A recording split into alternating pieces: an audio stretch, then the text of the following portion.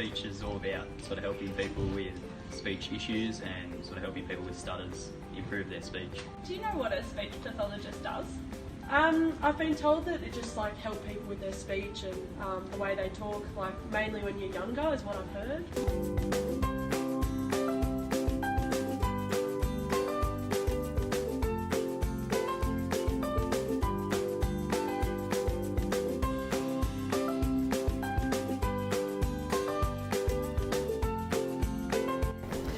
Fluency is the flow and rhythm of speech without interruptions.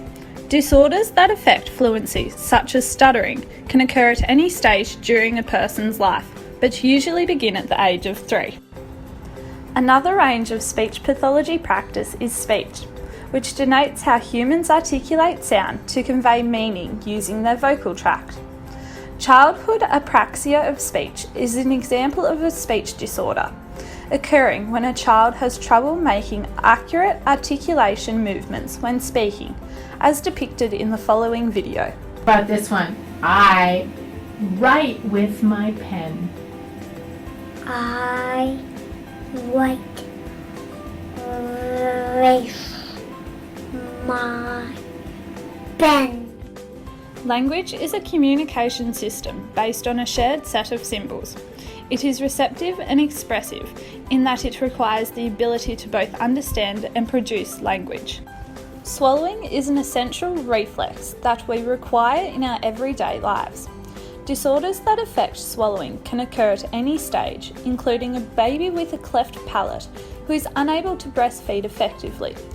Voice is the tone produced by vibrations of the vocal folds.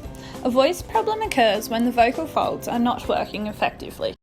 Multimodal communication consists of various modes of human communication, including, but not limited to, sign language, speech-generating devices, gestures, body language, and using pictures and visuals to communicate.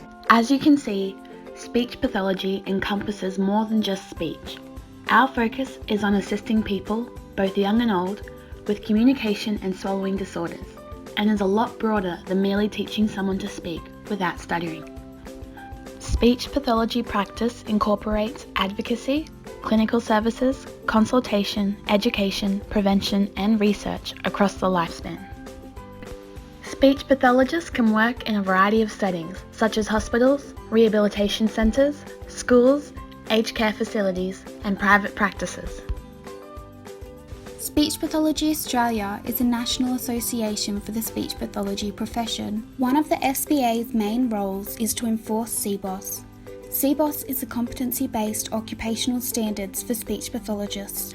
The CBOS's primary purpose is to define the minimum skill level, knowledge base, and professional standards necessary for a student to graduate and begin practicing as a qualified speech pathologist. COMPASS is a competency-based assessment tool designed to accurately assess the performance of speech pathology students during their placements. A student's performance is measured using an assessment of 2 closely interrelated sets of CBOS competencies, comprising of both professional and occupational components. One of the most noteworthy competencies is lifelong learning. Learning, for a speech pathologist, is a never-ending journey. Speech pathology is constantly evolving and adopting new evidence-based research, and it is a CBOS requirement that we continue to develop our skills throughout our career to ensure the best possible health outcomes for our patients.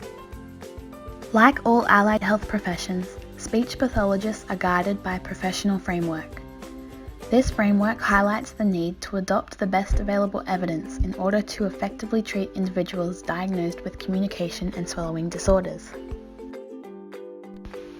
One example of an evidence-based framework used by allied health professionals is the International Classification of Functioning Disability in Health, known more commonly as the ICF.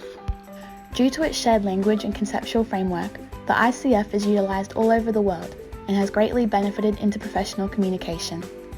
The purpose of the ICF is to document the effect of health and disability on an individual's capacity to function in everyday life. For example, by examining the contextual factors of Mrs. Novak's ICF, we know she is a 96-year-old widow who lives alone in a 2-storey house. Body impairments such as low energy, muscle weakness, and being easily fatigued have negatively affected Mrs. Novak's ability to do everyday activities, like climbing the stairs or going to church. The ICF allows healthcare professionals, in this case occupational therapists, to assess the impact of old age on Mrs. Novak's functioning levels, and therefore provide strategies and goals to help overcome these limitations. Lastly, as speech pathologists, we must adhere to a strict code of ethics. The code of ethics applies to all speech pathologists and advocates responsible speech pathology practice and an ethical speech pathology community. We as a profession acknowledge an individual's right to an effective form of communication and swallowing, and we seek to provide the best possible service to facilitate this right.